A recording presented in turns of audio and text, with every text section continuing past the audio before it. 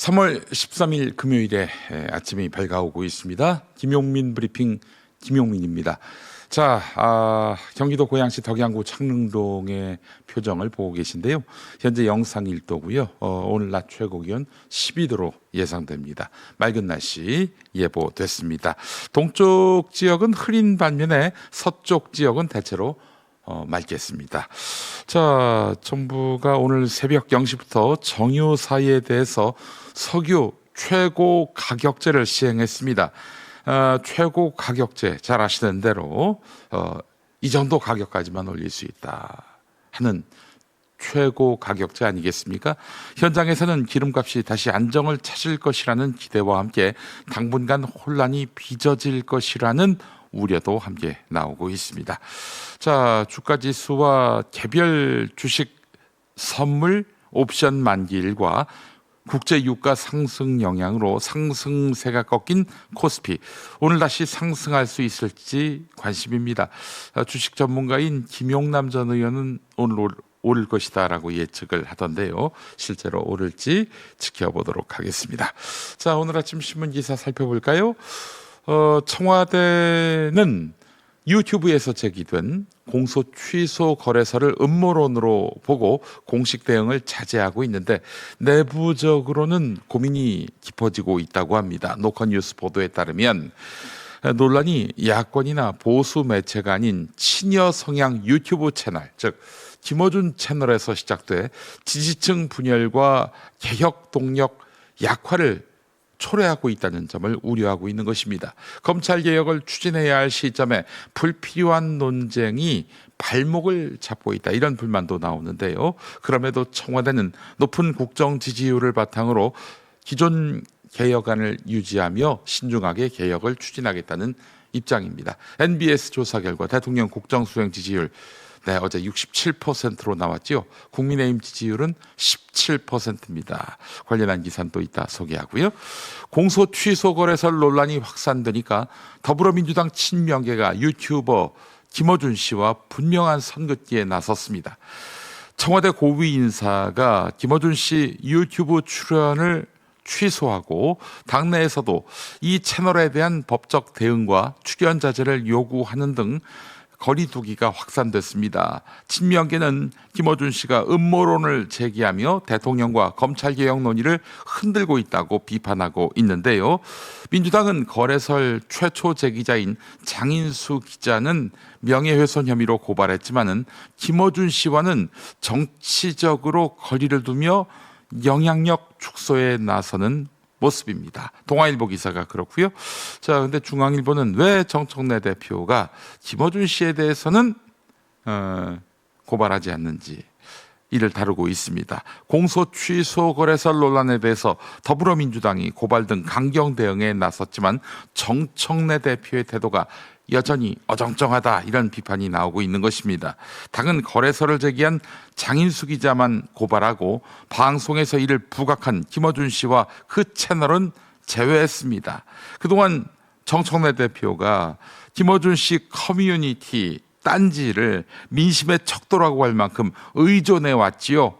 김어준 씨를 직접 겨냥하지 못하고 지지층을 의식한 절충적 태도를 취했다, 이런 지적을 제기하고 있는 것입니다. 여권 내부에서는 김어준 씨의 영향력에 대한 누적된 불만이 커졌지만 정청래 지도부가 여전히 미련을 남긴 채 분명한 선을 긋지 못하고 있다는 비판이 제기되고 있습니다. 자, 앞서 말씀드린 여론조사 결과입니다. 전국 지표조사 NBS 조사 결과 민주당 지지율은 43%, 국민의힘은 17%에 그치며 국민의힘이 전국적으로 심각한 위기에 놓였다는 분석이 나오고 있습니다. 특히 보수 텃밭인 대구 경북에서도 민주당 29%, 국민의힘 25%, 민주당이 앞섰어요. 자, 상징적 기반까지 흔들리는 모습입니다. 부산, 울산, 경남과 청년층, 고령층에서도 모두 민주당에게 뒤지는 등 전 연령, 전 지역에서 열세가 확인됐습니다. 당 내부에서도 이 흐름이 이어질 경우 대구시장과 경북지사 선거까지 위태로울 수 있다는 위기감이 커지고 있습니다. 이재명 대통령은 정치권의 각종 논란과 별개로 민생 안정과 경제 회복을 위한 국정 챙기기에 집중하는 모습입니다.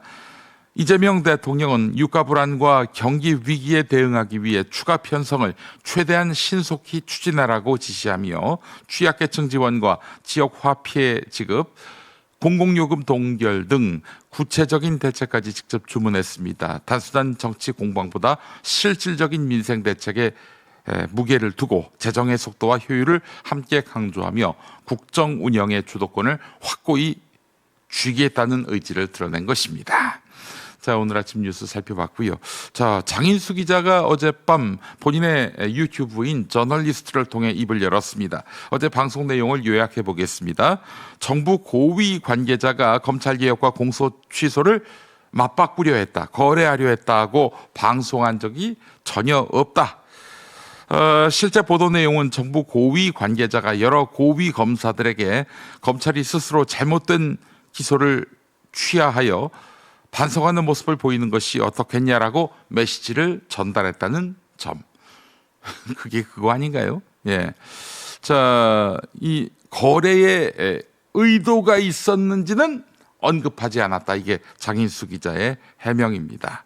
다만 검찰 내부에서 이를 거래나 수사 미끼로 오용할 가능성이 있다는 점을 취재 내용으로서 전달했을 뿐인데 이것을 거래설이니 음모설이니 확대 재생산하는 사람들이 있었다, 이렇게 불만을 토로했습니다. 한편 김어준 방송 출연 때 김어준 씨 측과 사전에 내용을 논의하거나 짜고 친 적이 없으며 대본에 없던 내용을 본인이 직접 화제를 돌려서 언급한 것이라고 해명했습니다.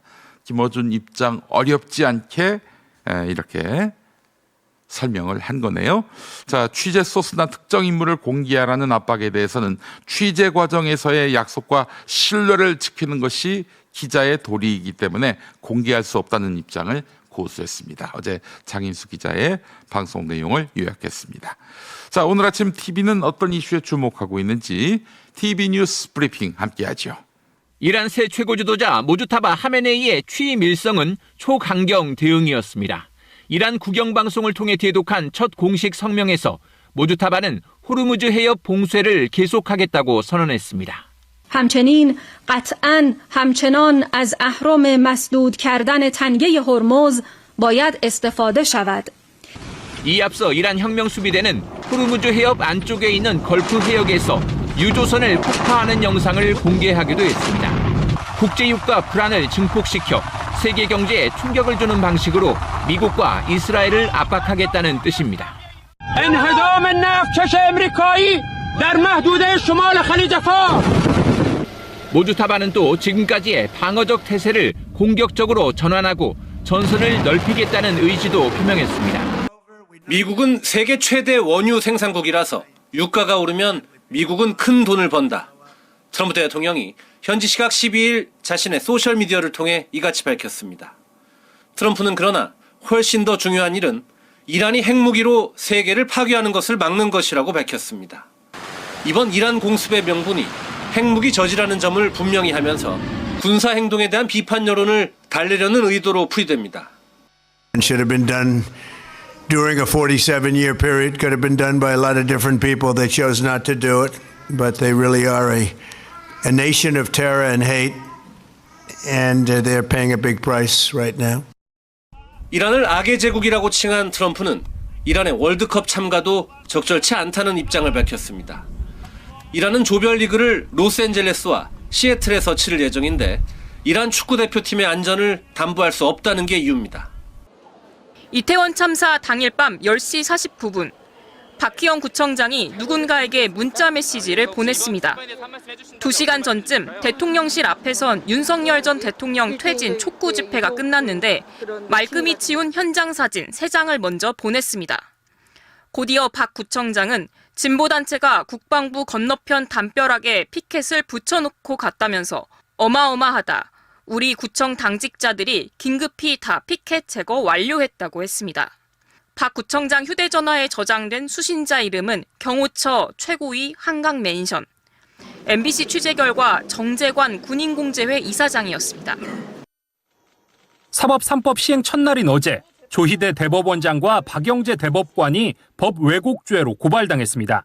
지난해 5월 대법원이 이재명 대통령의 선거법 위반 혐의 사건을 유죄 취지로 파기환송할 때 형사소송법을 왜곡했던 겁니다. 박 대법관은 당시 사건 주심이었습니다. 고발장을 낸 이병철 변호사는 전원 합의체에 회부한 지 9일 만에 7만여 쪽에 달하는 소송 기록을 검토해 선고했는데 종이로 출력해 살펴보긴 사실상 불가능한 시간이었다며 서면주의 원칙을 의도적으로 위반했다고 주장했습니다. 대통령을 대법관들이 뽑겠다는 의도로 법을 왜곡한 것이다. 그래서 이것은 용서해서는 안 된다. 접수를 하게 된 겁니다. 고발장을 접수한 경찰은 고발인 주거지 관할서인 경기 용인 서부경찰서로 사건을 배당했습니다. 아, 용인 서부경찰서. 저희 집 근처고 저를 고소하는 인간들이 많잖아요. 맨날 거기 가서 조사받는데 우리 조희대 대법원장도 그 부근에 살고 계셨군요. 이웃 주민이었어요. 네.